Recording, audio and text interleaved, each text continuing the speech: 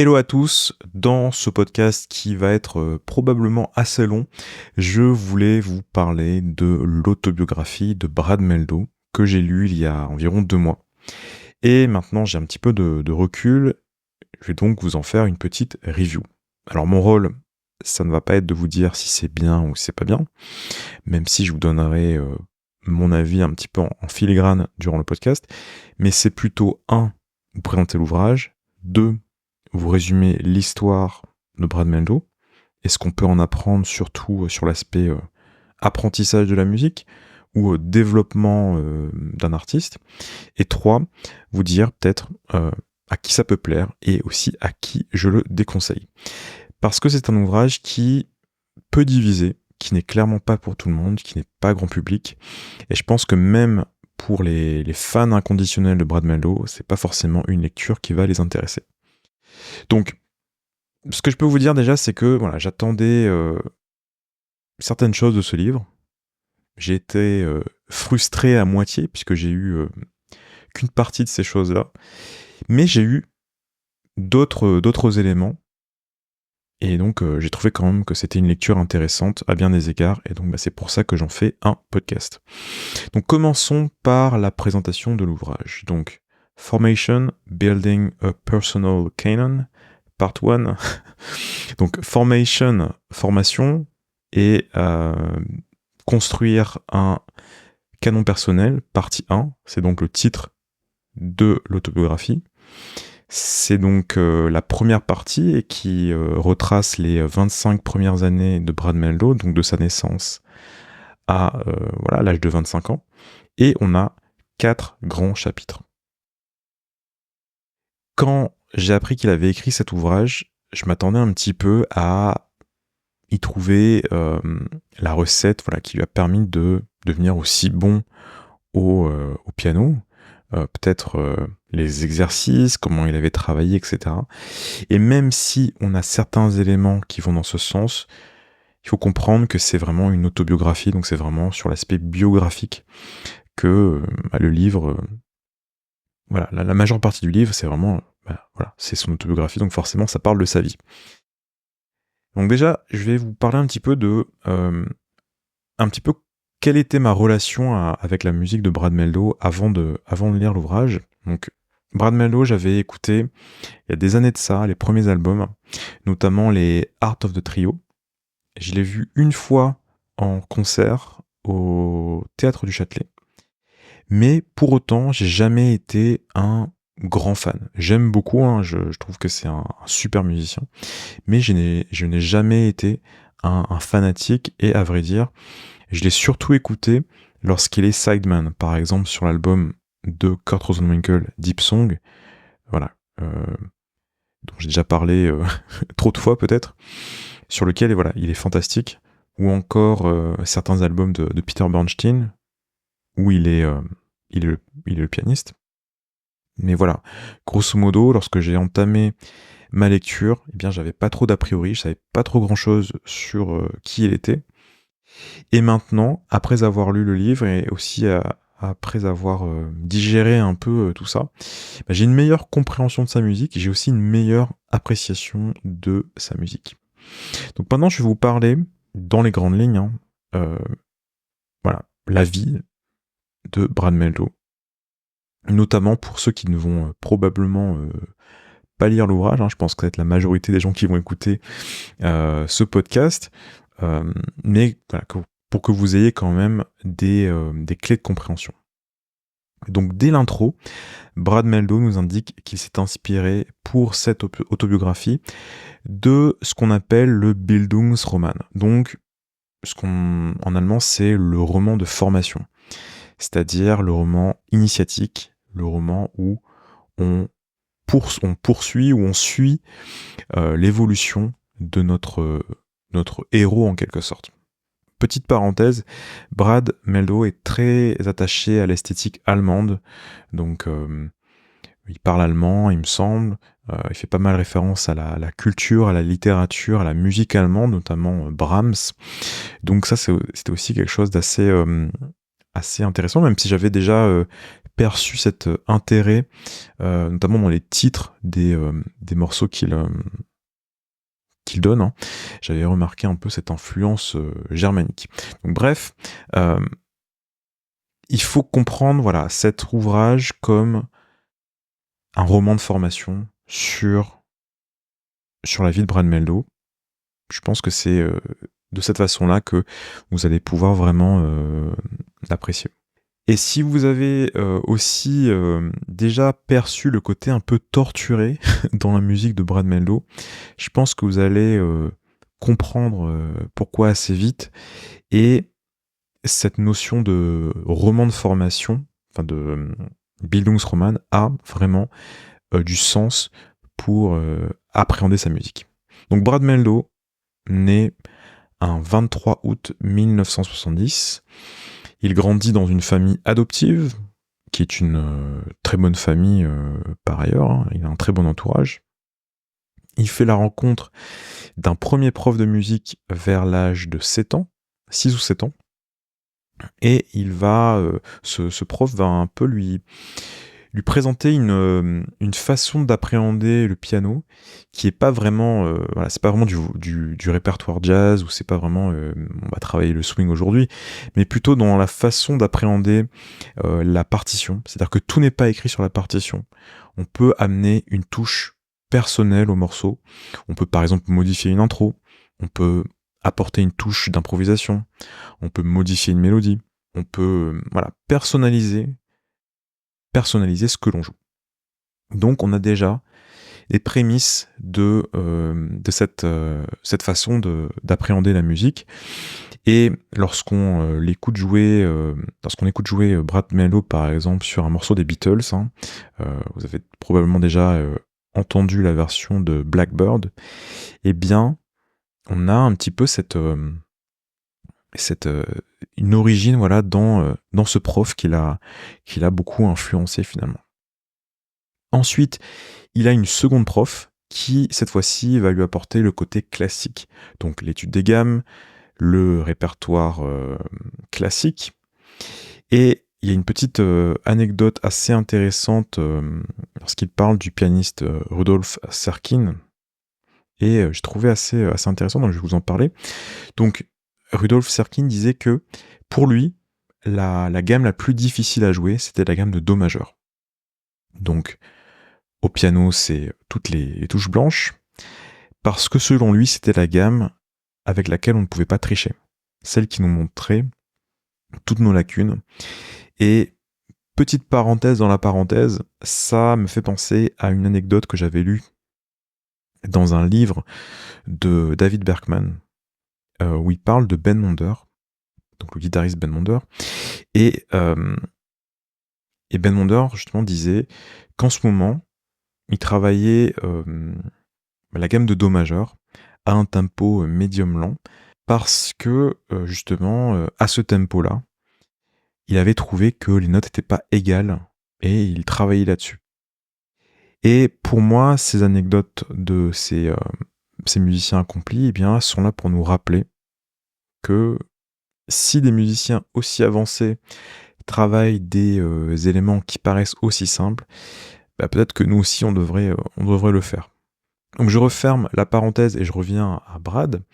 Donc le jeune Brad écoute durant son enfance, adolescence, beaucoup de rock. Il est notamment très influencé par le groupe de rock progressif Rush. Et c'est intéressant, je pense, de voir que dans ses premières influences, on a les prémices, on entreaperçoit ce qui va ensuite émerger dans la musique de Brad Mehldau, à savoir le côté un peu rock, le côté où on va pas jouer que des standards de jazz, grosso modo.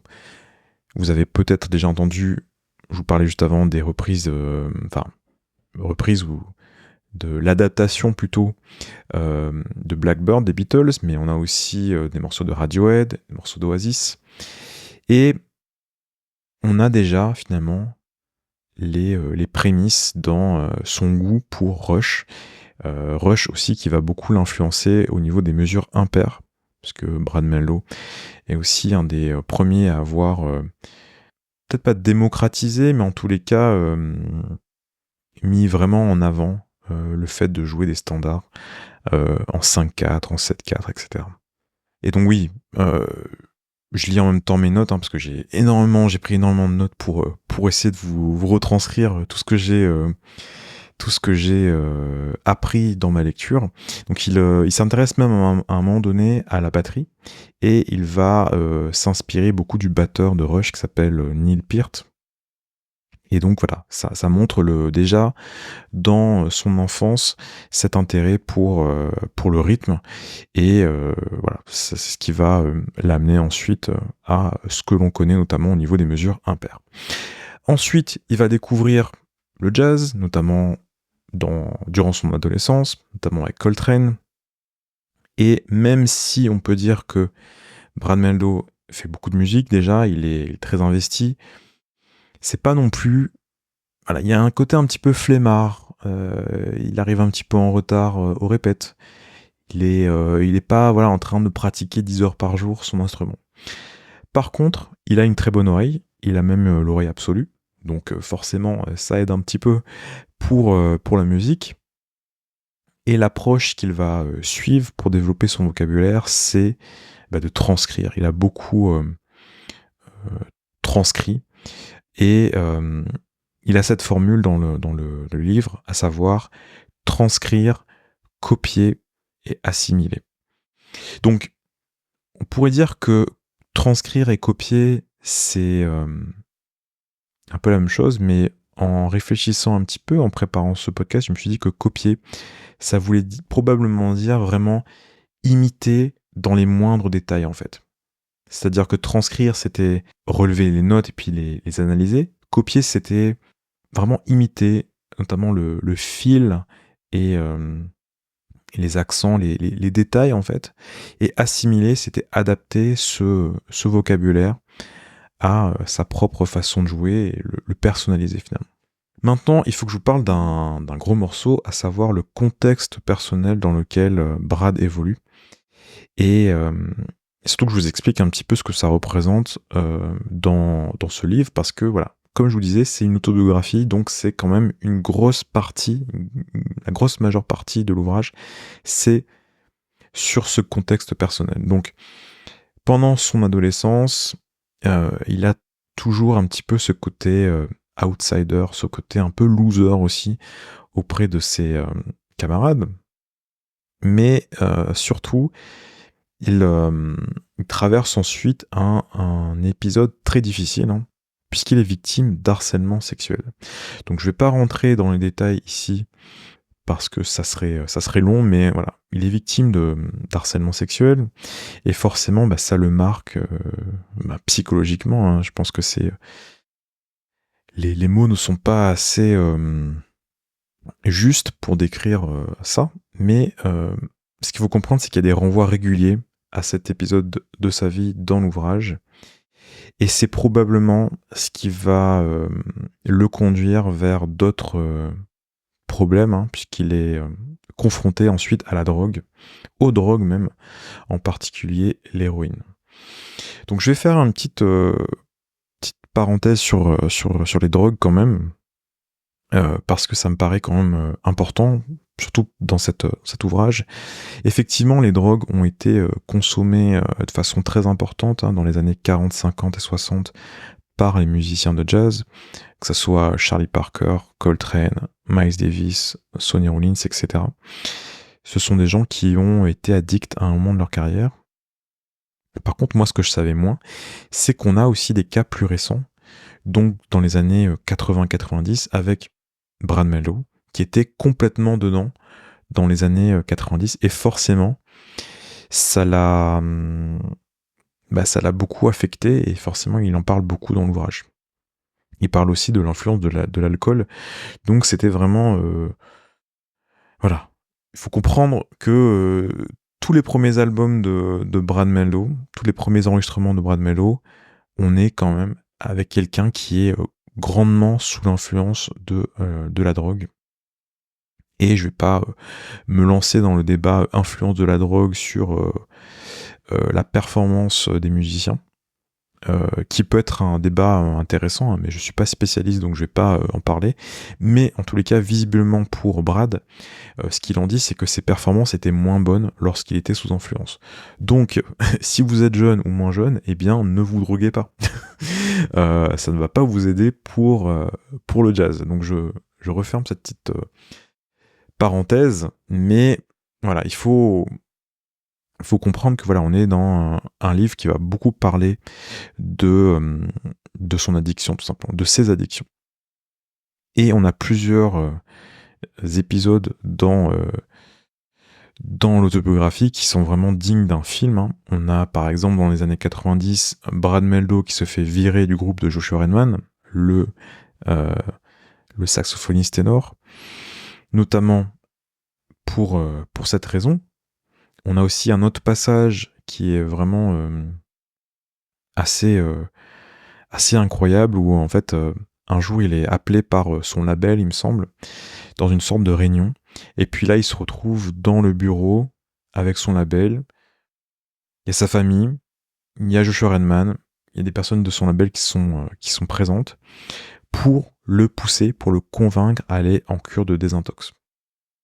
Donc à côté de ça, ce qui est forcément tragique pour lui, hein, de lire tous ces déboires, toutes ces addictions, on a vraiment des passages vraiment difficiles hein, dans ce livre.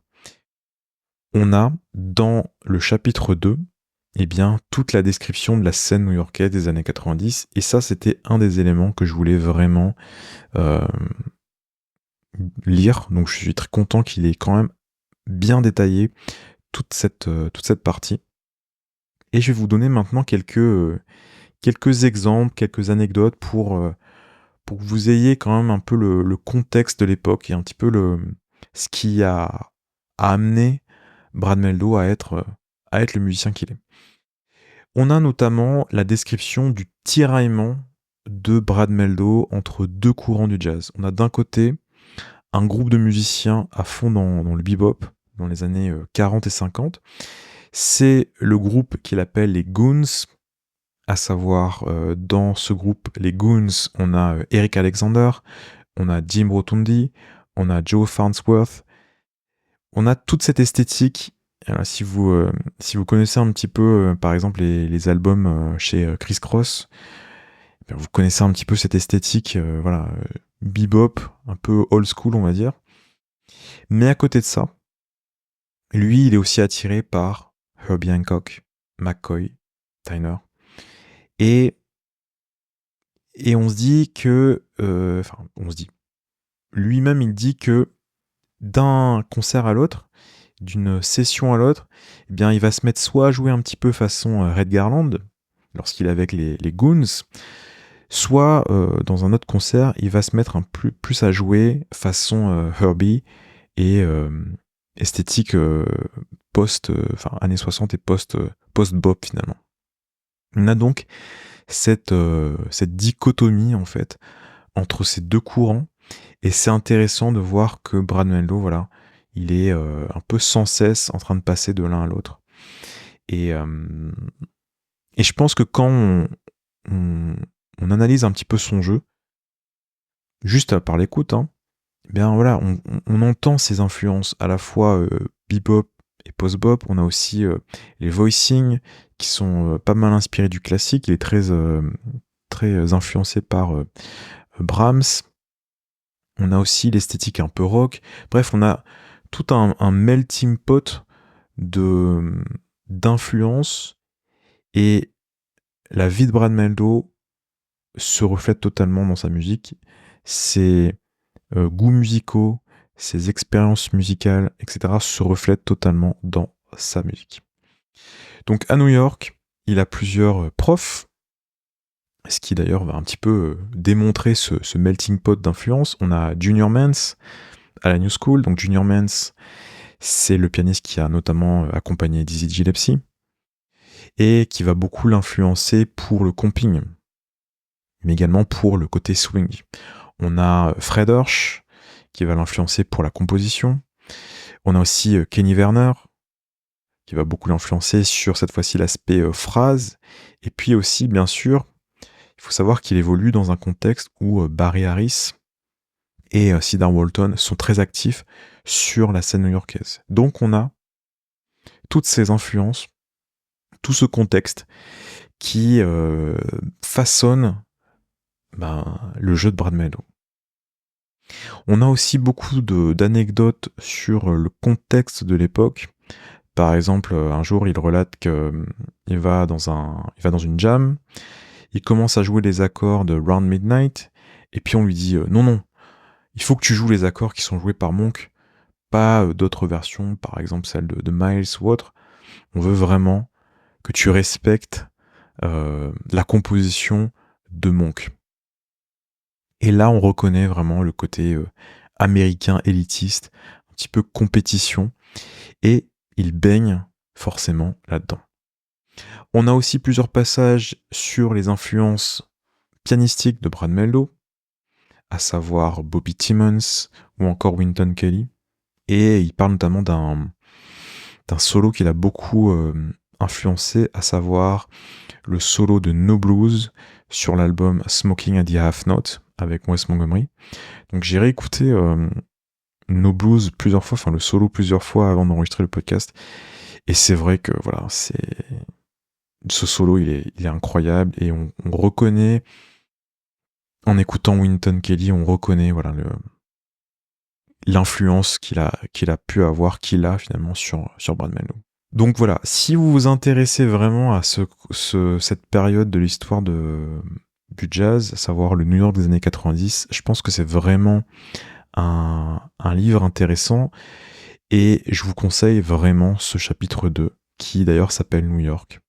Voilà, si vous vous intéressez pas à l'enfance de Brad Mehldau, eh bien lisez ce chapitre 2, ça sera largement suffisant. Donc on s'approche progressivement de la fin de ce podcast, et ce que je peux vous dire, c'est qu'elle m'a donné une nouvelle appréciation, un nouvel éclairage sur la musique de Brad Mehldau, sur les années 90 aussi, pour la scène new-yorkaise. Néanmoins, je ne peux pas recommander à tout le monde la lecture de ce livre, parce que déjà voilà, il faut quand même être intéressé par la vie de Brad Mehldau, qui est pas non plus toujours très joyeuse, hein, la vie de personne, je pense d'ailleurs, mais voilà, il faut comprendre que c'est vraiment une autobiographie. On a aussi beaucoup de longueurs qui, je pense, ne vont pas passionner tout le monde.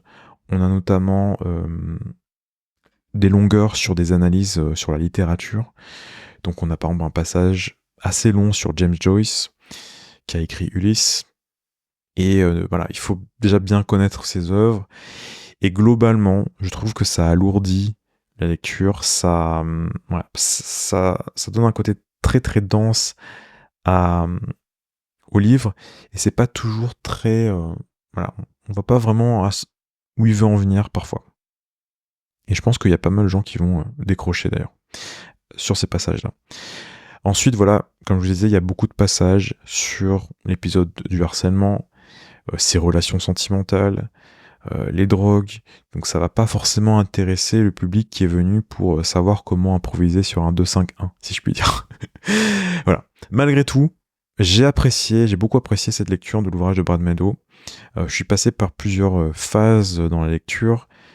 Lorsqu'il y avait les longueurs, voilà, j'en avais marre. J'étais à 2 doigts de m'arrêter. Mais il y a des passages aussi qui étaient vraiment intéressants. Toute la partie sur New York, c'était vraiment très très fascinant en fait. Et puis comme c'est une période qui m'a beaucoup